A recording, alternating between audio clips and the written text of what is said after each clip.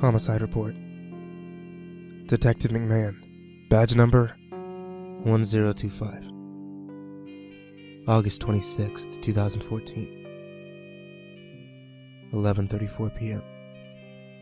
544 Northwest Terrence Street. One deceased female, age 26. Large entry wound to the chest. Heart removed. Hey Jason, what we got this time? Yeah, it's another one, the CSI officer said, shaking his head. Same MO. Chest crushed, ripped open, heart removed. Human heart from the previous deceased present at the scene. How many does this make? The detective asked. Are we counting the one at the lake? Jason inquired. No, not yet anyway, replied Detective McMahon.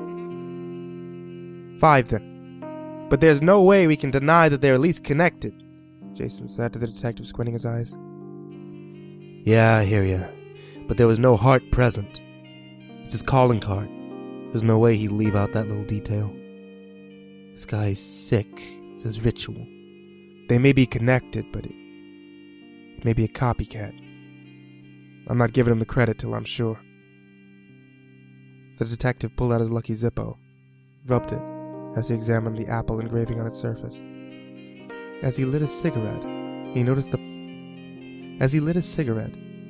pale ring around his left ring finger.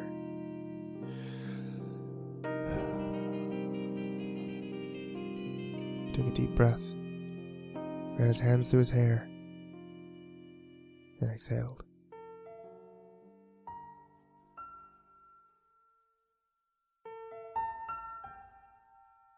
Near the woods on an old country road, near the outskirts of a town, a car pulled to a stop about 20 yards off the road.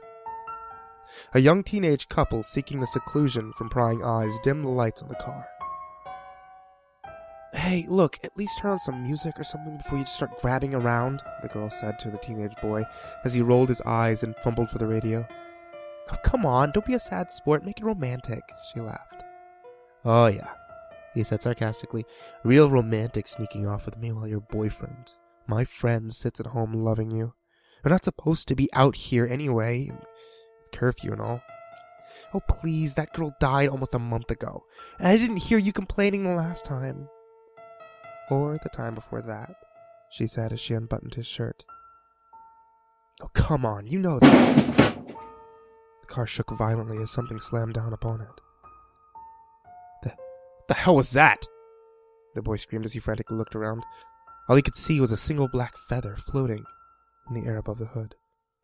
Then suddenly his window burst into shards as he felt 2 steely, ice-cold hands reach through the window and grasp him, pulling him out through the opening, and then being tossed into a nearby tree. His back cracked as he wrapped around it like a rag doll. He lay there motionless. As he looked on in terror, a tall, lanky figure with white hair and crystal blue eyes that almost seemed to glow stared at him. He wore no shirt. His skin was a grayish black. He had a skull on his face. There were ribcage and bones to match on his arms and chest.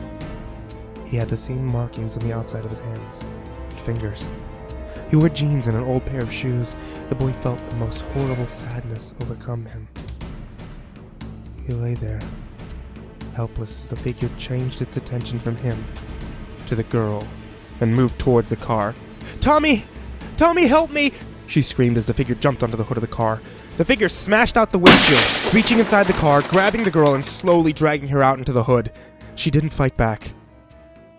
She lay still now. It crouched over her and looked at Tommy while lowering its head. The creature then whispered something in the girl's ear and kissed her on the forehead. It started pulling at something on its chest. Slowly, methodically. Tommy could hear disgusting sounds of blood dripping down, flesh rustling around as the creature seemed to be reaching inside of its body. He pulled out something from inside himself and laid it on the hood next to the girl. Then, it removed the girl's shirt. Valerie! No! Valerie! Tommy used the last of his strength to scream. The figure grinned as he slammed his fist into her chest. He struck her repeatedly as bone crushed and popped with every strike. She violently shook and coughed as his fist continued to hit her. Tommy lay motionless. All he could do was shed one tear. The liquid rolling down his face as he watched the monster begin to rip and tear into her flesh with his bare hands. Finally, he reached his prize and pulled out her still beating heart. He placed her heart inside the wound that he had created in his own chest. Then he dug around. Inside of his pocket and pulled out something. Something he placed in his mouth. The creature began to pull the girl's hair from her head, lay the strands of her hair neatly in rows next to each other. He took the object from his mouth, which appeared to be some sort of needle, and picked up a lock of hair. He began sewing his wound shut. Tommy lay silent in terror as he watched the grotesque task being executed with patience and precision. He noticed a small movement on the ground near the base of the car. He blinked his eyes to clear his vision and saw it was a small, scruffy dog pouncing around and wagging its tail. The figure stepped off the car, knelt down, and patted the dog on the head. The figure turned his attention back to Tommy, then walked over, stooped down to his knees near Tommy's head. Tommy could see the horrific details of the thing's body. The black skin, skull, and bones were a part of him. Not like a tattoo or painted on, but as if it were actually his skin. Tommy could see the crude stitches holding his wound together, made from Valerie's hair. The creature looked down at Tommy and tilted his head inquisitively. As it reached out its hand and wiped away Tommy's tears. Tommy could feel nothing but a horrible hopelessness, sadness, as he stared into the thing's bright blue eyes.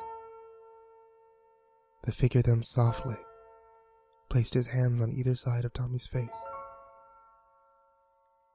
It leaned in closer and spoke the words. Do you value your heart?